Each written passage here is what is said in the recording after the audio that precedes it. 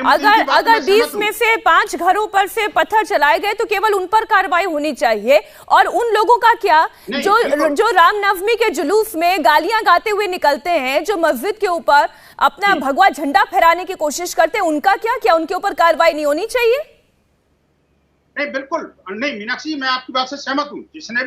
जिसने भी किसी गलत जगह पर जाकर झंडा फहराया या जिसने भी किसी गलत तरीके से किसी को कुछ बोला, निश्चित रूप से उस पर कार्रवाई होनी चाहिए। लेकिन उसका कार्रवाई का मतलब ये आपको अधिकार नहीं मिल जाता कि आपको जान से मार देंगे, उसको आग लगा देंगे, उसको खत्म कर देंगे या उनको पत्थरबाजी करेंगे उसके ऊपर। अरे भाई, ये कौन सी मानसिकता है? ये जिहादी मानसिकता को त्यागना पड़ेगा।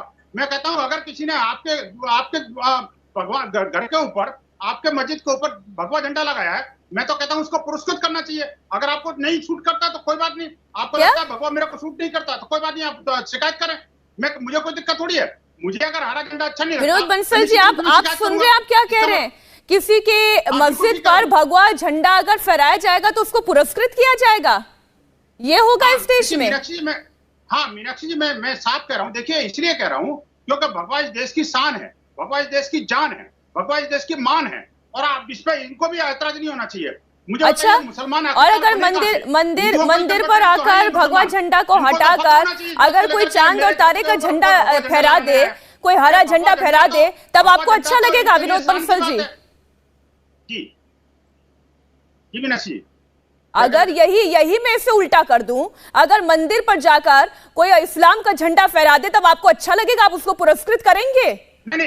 नहीं, मैं अच्छे वाली बात नहीं कर रहा। मैं कहता हूं अगर मुझे अच्छा लगेगा तो पुरस्कृत करूंगा, नहीं अच्छा लगेगा तो पुलिस में जाकर शिकायत करूंगा, लेकिन उसको मारूंगा नहीं, मैं उसका सिर नहीं फोड़ूंगा, मैं उसका घर नहीं जलाऊंगा, मैं उसके ऊपर पत्थर नहीं फेंकूंगा, मैं उसको बम नहीं चलाऊंगा, मैं उसको कानूनी प्रक्रिया से कार्रवाई होनी चाहिए। ठीक है, मौलाना नदीमुद्दीन जी मुस्लिम स्कॉलर हमारे साथ जुड़े हुए हैं। सब कुछ कानून के दायरे में होना चाहिए, और जब कानून अपना काम कर रहा है तो ये विक्टिमहुड क्यों?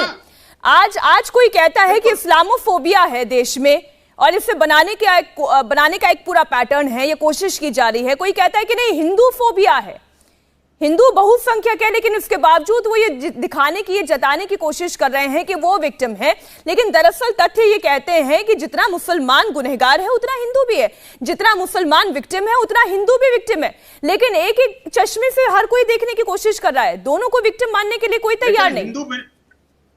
हिंदू उतना गुनहगार नहीं है। हिंदू, मुस्लिम, सिख, ईसाई समझे अपनी शान को धर्म और जात के नाम पर न बंटने दे हिंदुस्तान को।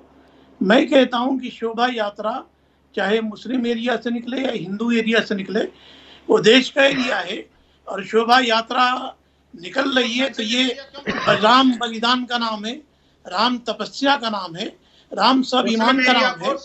मगर घोषित कर देते हैं। अरे सुनिए हमारी बात, अब आपकी बात सुने तो हमारी बात तो नहीं। लेकिन विनोद बंसल जी की बात में दम है कि क्यों मुस्लिम एरिया सेंसिटिव एरिया कहला दिया जाता है।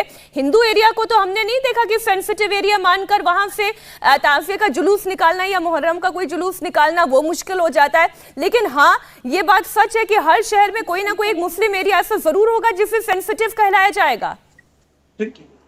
देखिए, सवाल ये नहीं है कि कौन सा एरिया मुस्लिम है, कौन सा एरिया नहीं। विनोद जी, अब जवाब आने दीजिए मौलाना साहब का। ठीक है, बिल्कुल। सर, शासन प्रशासन ने अगर यात्रा निकालने का परमिशन दिया है तो यात्रा की पूरी जिम्मेदारी पुलिस की है। पुलिस का काम क्या है, यात्रा को यात्रा सफलता पूर्वक के साथ निकाली जाए, यात्रा का समापन जो है और ऐसा है। आपकी जिम्मेदारी से हम लोग हट जाएंगे। नहीं, नदीमुद्दीन जी की बात पूरी हो जाने दीजिए। विनोद बंसल जी, उनकी बात पूरी हो जाने दीजिए। नदीमुद्दीन जी, लेकिन अगर शांतिपूर्वक तरीके से खरगोन में रैली निकाली जा रही थी, अभी तक की जो पड़ताल है कुछ भी अशोभनीय उस रैली में नहीं था, इसके बावजूद अगर पत्थर बरसाए गए तो ये क्यों हुआ? बंसल जी को बात करने की तमीज नहीं है, बंसल जी किसी की सुनते नहीं है। अरे भाई, अपनी हिंदू समाज को बदतमीज लोगों को तमीज सिखाने का ठीक है। मैं किसी 1-to-1 बहस में नहीं जाना चाहती। असगर खान साहब भी हमारे साथ जुड़े हुए हैं। असगर जी, देखिए, ये बिहार में कोई, एक मिनट, विनोद बंसल जी, नदीमुद्दीन जी, हो गई, आप दोनों की बातें सुन ली दर्शकों ने, आप दोनों की बातें दर्शकों ने सुन ली। आप दोनों तर्क न करें। अभद्र भाषा का प्रयोग। ठीक है, विनोद बंसल जी और नदीमुद्दीन जी दोनों की आवाज थोड़ी देर के लिए डाउन कर दें। असगर खान साहब, मुझे अब एक बात का जवाब दें। पहली बात तो ये बात सच है कि हर शहर में एक मुस्लिम मोहल्ला ऐसा जरूर होगा जिसे सेंसिटिव घोषित कर दिया जाएगा। पहले तो मुझे ये बात समझ में नहीं आती है हिंदू मोहल्ला या मुस्लिम मोहल्ला क्या होता है, लेकिन चलिए सेंसिटिव घोषित कर भी दिया गया। खरगोन से जो रामनवमी की प्रोसेशन निकाला जा रहा था पूरी तरीके से संयमित रूप से अच्छे तरीके से निकल रहा था। ऐसी क्या बात हो गई, ऐसी क्या घटना घट गई, कौन सी बात बुरी लग गई कि एकाएक उनके ऊपर पत्थर बरसा दिए गए और उसके बाद फिर ये कहा गया कि हम विक्टिम हैं? कौन विक्टिम है? देखिए, सबसे पहली बात तो ये है कि समाज के कुछ ही लोग ऐसे होते हैं जो माहौल को बिगाड़ने की कोशिश करते हैं। ये बात बिल्कुल यकीन के साथ आपकी भी सही है और दीगर लोगों की भी सही है, और ख़ासकर वो ऐसे ही लोग होते हैं जैसे विनोद साहब बैठ के यहाँ पे बात कर रहे हैं। ऐसी बात नहीं करनी चाहिए, ना चैनलों पे इस तरीके की बातों को आगे बढ़ावा देना चाहिए। ब्रदरहुड भी यहाँ मौजूद है। जिस मोहल्लों की आप बात कर रहे हैं वो सब अफवाहों पर हैं, उसके अलावा कुछ नहीं है। अगर पूरे मुल्क में, हिंदुस्तान एक ऐसा मुल्क है जिसमें हम सब एक होकर रहते हैं, सारे जहाँ से अच्छा हिंदुस्तान हमारा।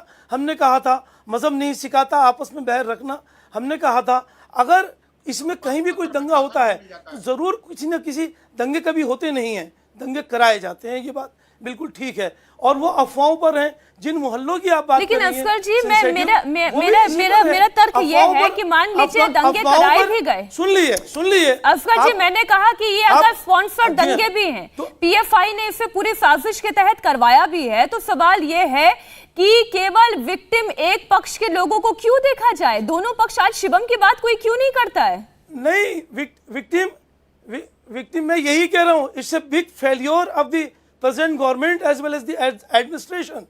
ये एडमिनिस्ट्रेशन का और जो गवर्नमेंट है उसकी जिम्मेदारी थी। अगर ऐसा होता है तो इनका एक बड़ा फेलियर है।